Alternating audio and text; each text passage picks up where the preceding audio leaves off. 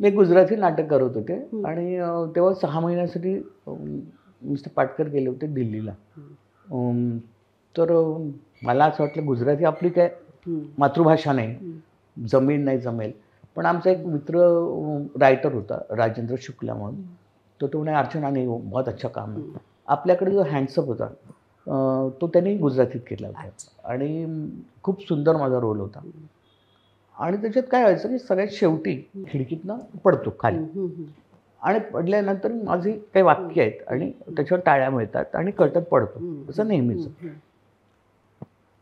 झालं. काही टाळ्या वगैरे त्यांच्या वाक्यांना तितक्या मिळणार तितक्या माझ्या वाक्यांना टाळ्या. हे जर जास्त वाढल्यानंतर त्यांना त्रास व्हायला लागला आणि एका वेळेला काय झालं त्यांनी उडी मारली आणि तिकडून मी खिडकीच्या बाजूला उभी आहे आणि तिथून शिव्या यायला लागल्या. म्हटलं बहुतेक आहे ना खाली ते गादी वगैरे ठेवली नसेल आपटला असेल विचारा. म्हटलं असू दे मी आपले वाक्य बोलली टाळ्या झाल्या झालं. दुसऱ्या ते वाढायला लागलं प्रत्येक प्रयोगाला आणि नंतर शिव्या तर मोठ्याने यायला लागल्या आणि त्या म्हणजे मला सिरियस माझं पुढचं एक सोलोलुकी आहे आणि तुम्ही कानाकडे शिव्या देताय आई बहिणीच्या आणि माझी जी काय सटकली ना बंद झालं. आणि तो प्रत्येक वेळेस म्हणायचा की मी तो माटून गेला राहायचा आणि मी कुठल्याला मी छोडू क्या आपको वहाँ तक. म्हटलं नाही मी मेकअप दादा के साथ चली जाऊंगी. तर त्याला खूप राग यायचा तसं. तर मग म्हटलं एक मिनिट मेरे को बात करनी है आपसे. आणि त्या दिवशी अशी सटकली होती माझी माहीत नाही का.